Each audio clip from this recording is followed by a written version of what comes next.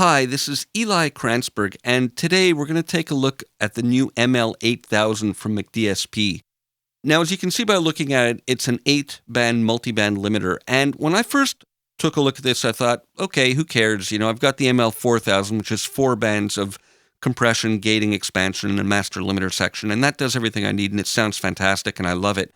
But I got to tell you, after playing with this for a while, I'm coming to love this plugin. It offers a whole new level of kind of subtlety and sensitive nuance when dealing with a full mix, also when dealing with buses and individual elements as well. But in the case I'm going to show you in this video on a full mix, and it really gives me musical results and allows for subtlety rather than that brick wall in your face smashing, get the most level you can to compete with commercial mixes, which it does very well also.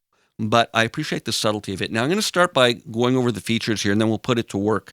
Now, the first thing I like is conceptually, I look at this plugin and I think of it as working with 2 separate stages of processing. On one hand, I have this multi-band limiter, the 8 bands over here to deal with, and then there's the master limiter section over here, kind of like the ML1 in the ML4000. So right away, I like thinking of those 2 terms or 2 stages of processing separately, and that helps me sort of simplify and wrap my head around how I'm going to approach using this. What makes this 8-band multi-band limiter unique, especially compared to the ML4000, is that it uses what's called active processing as opposed to the traditional crossover-based processing. Now, when we're working with 8 bands like this, we've got to be concerned with phase. With active processing, the phase relationship between the different bands is maintained much better than the crossover-based, and there's no artifacts, and it sounds really transparent. Now, each band has its own gain slider and threshold control over here, and we can move the bands around to adjust, obviously, the frequency, but we can also move the points that they change at, and they adjust dynamically as we move them. And what also makes this unique is that there's a master knee control, and this is more kind of subtle and powerful than one might think. We've all seen knee controls a million times, but this adjusts the transition time it takes for the limiting to reach its full value once, we cross the threshold. And 0 is hard. As we dial it up, it becomes a softer knee with a slower transition time. And it's really effective in getting subtler results. Same thing with the release control. When we have a quick release, we can get those sort of in-your-face peaks and transients, squashed really quickly and then snap back down quickly and get that full volume effect. But when we use slower release times, we can get a little more subtlety. Now, another thing I really like on this, which is great to get you started, is this snap value. And what happens is when you're playing the audio, you press this, and it'll automatically snap these threshold sliders to what's based on what's happening in the music.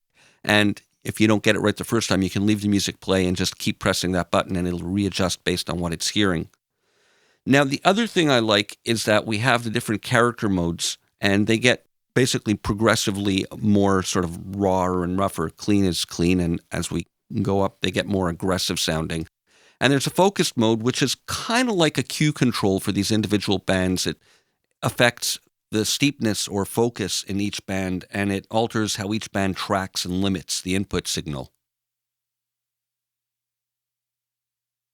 So let me start with this neutral setting. It's basically the factory default, and I'm going to put it to work, and I'm using a smooth jazz piece that's not too aggressive. And I've chosen this piece deliberately so that we can show this off in getting kind of subtle musical nuanced results rather than just that smashed in-your-face peak limiting that we know from multiband limiters. So I'm going to set a ceiling just so we don't clip things for now. And I'm going to start by just adjusting the frequencies. I'm going to leave the first band alone since I don't need any deep lows. And we have a master high pass and low pass as well. I'm going to leave it off for the moment, and I'll just adjust the bands to taste to start with.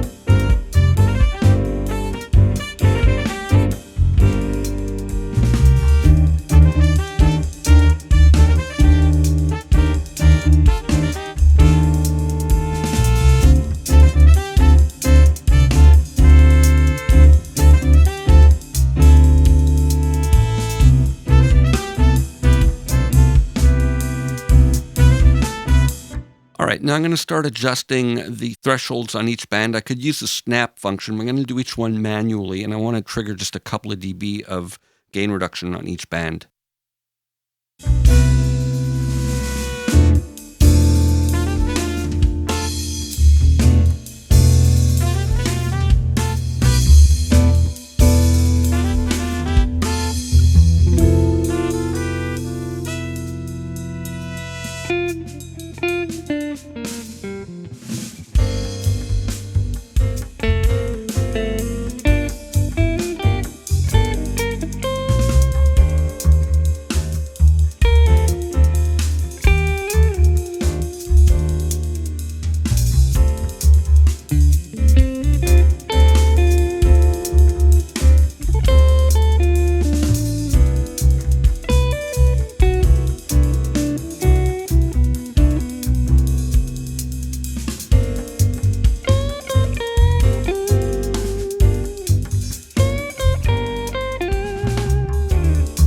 All right, that's working nicely for me now. I'm going to link them all, and we can experiment by offsetting all these thresholds together, and you can hear what it sounds like a bit more aggressively limited.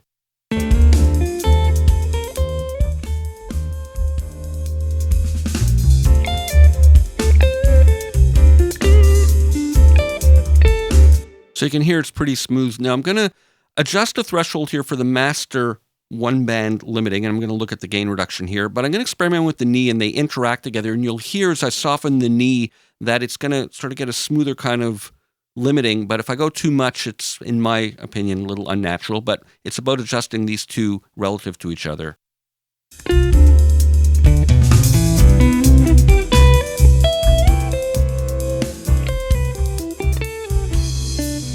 See, there we're getting a little bit of an unnatural release. Even when we adjust release time, it's a little too much of a soft knee, but let's continue adjusting to taste.